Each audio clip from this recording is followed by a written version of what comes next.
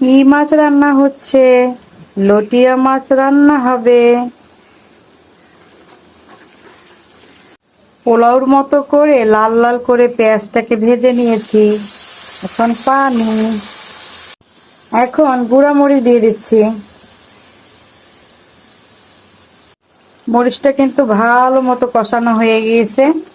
এখন দেখো, লটিয়া মাছ বড় বড় এগুলো এখন রান্না করব। দিয়ে দিচ্ছি।